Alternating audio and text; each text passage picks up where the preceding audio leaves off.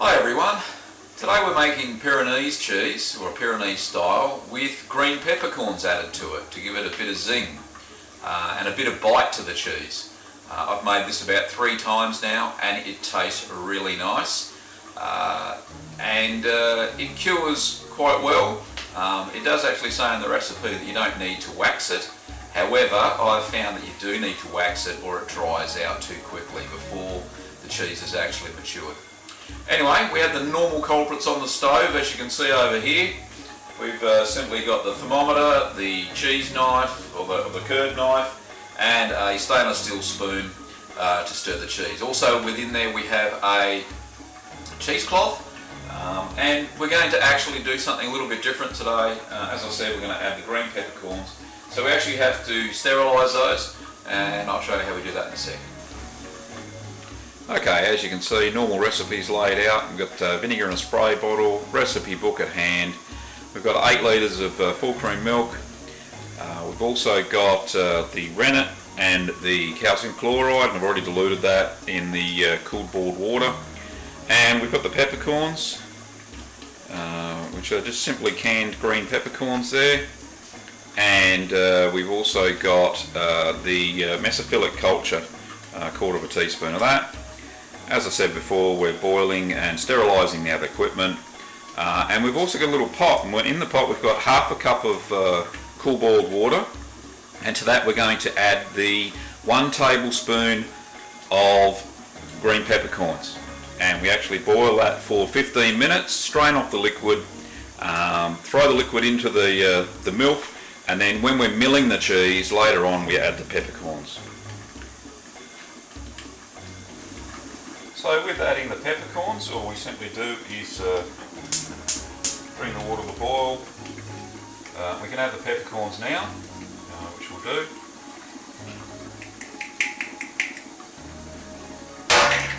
And as you can see, they're just simply in the water. And then once they're boiled, all we simply do is I've just got a cup there with a little strainer, and we'll strain the peppercorns, keep that, and keep the liquid. As I said, we add the peppery liquid to the milk at the initial stage.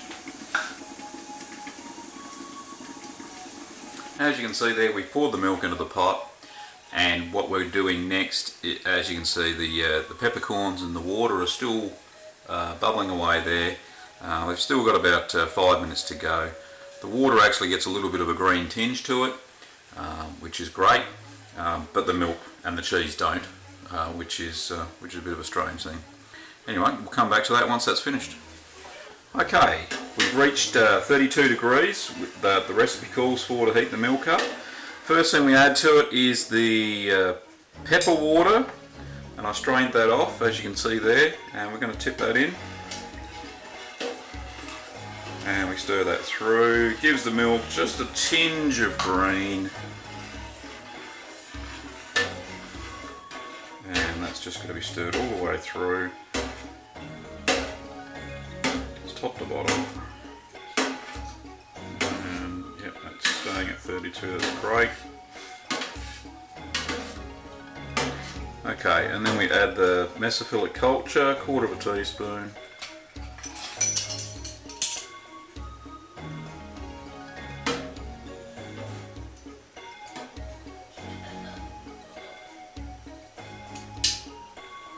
And that's a direct set culture, so we don't need to make a mother of culture or anything like that, as you can see. So now we just stir that in, and that should reconstitute or dissolve or what have you.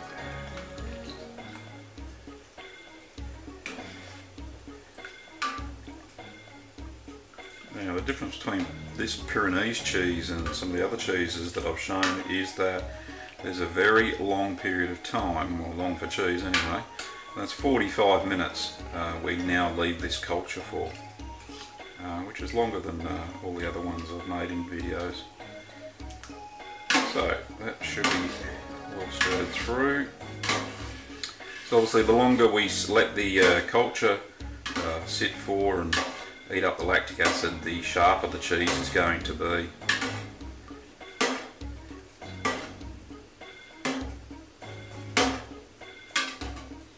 it's well stirred, and we'll put the lid on it.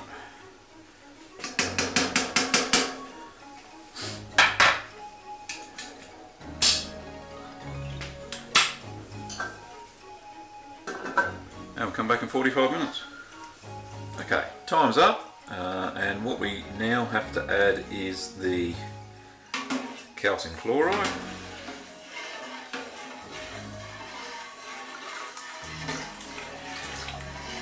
And we stir that through for a minute.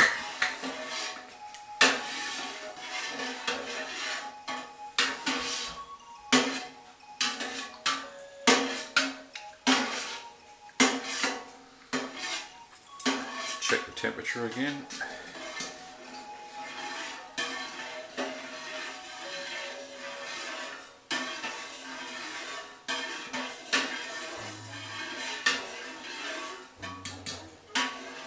Yep, that stayed at 32 quite well.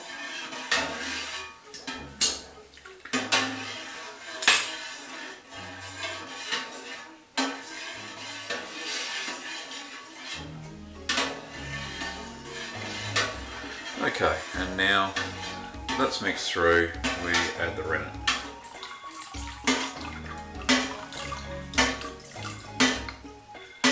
As I said before, the rennet, when you add it, you must be stirring all the time. Okay, so we just stir that through top to bottom.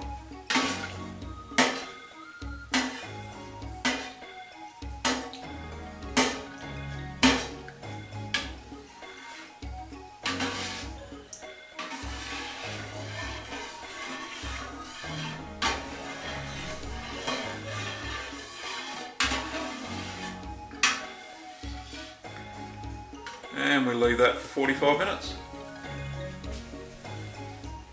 Well, 45 minutes has passed and we're just going to check for a clean break. Yep, that's fine. I'll split there. Okay, we're going to cut the curds into 1 centimetre cubes.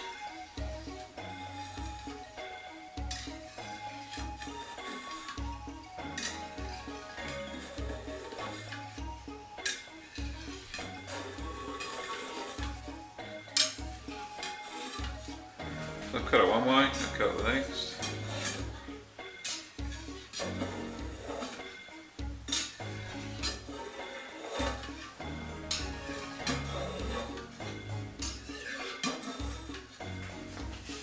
Okay, and the final cut.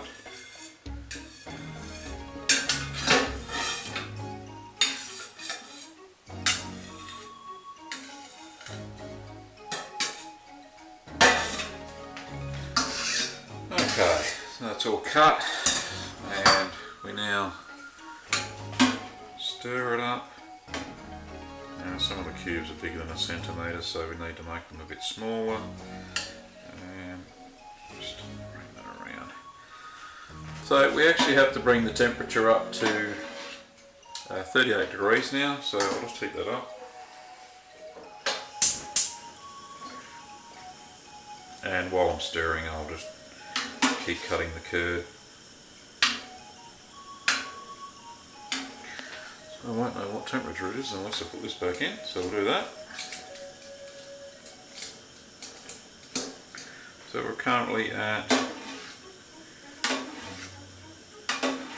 31, so a little bit of a way to go and a little bit of curd cutting to go as well.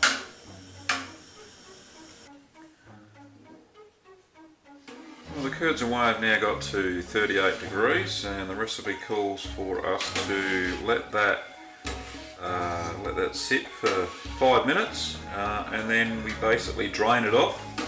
So not a lot of stirring in this recipe, which is great on the arms, I tell you. So I'll just put the cover on and we'll come back to it.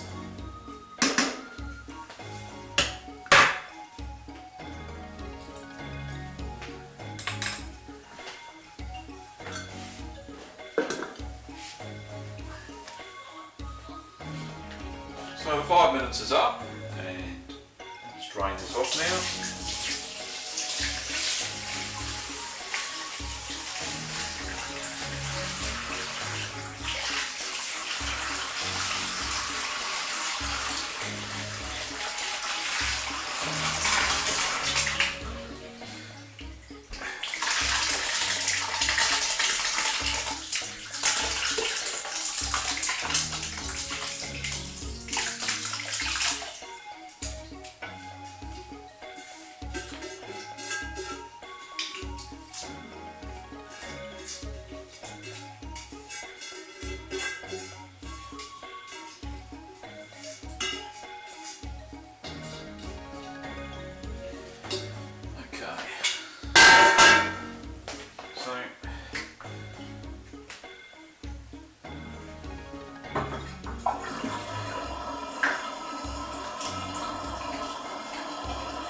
recipe calls for us to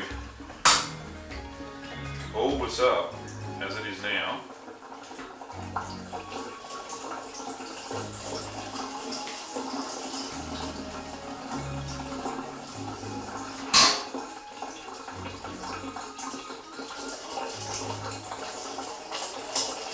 A lot of whey coming off it, which is what it's asking us to do.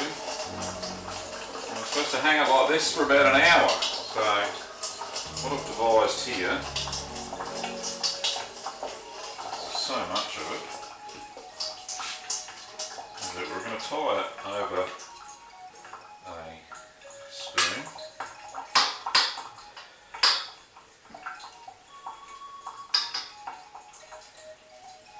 Which may be a bit tricky, but I've done this before and it worked alright.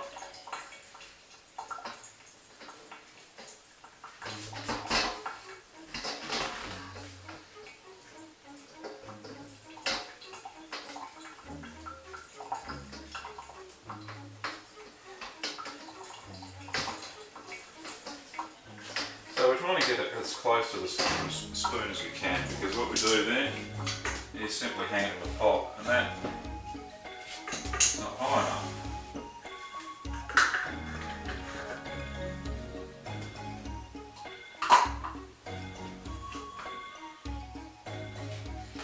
There you go, where there's the wheels away. So what I've actually done is, I'll just zoom in there.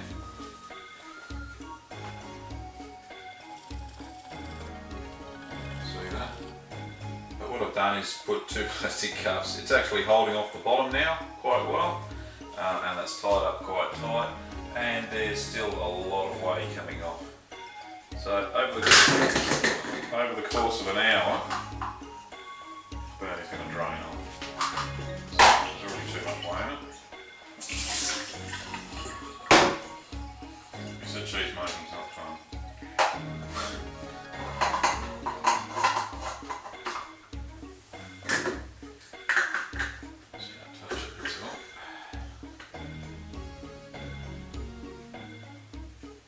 Finely balanced. Okay, so we'll come back in an hour and see how that goes.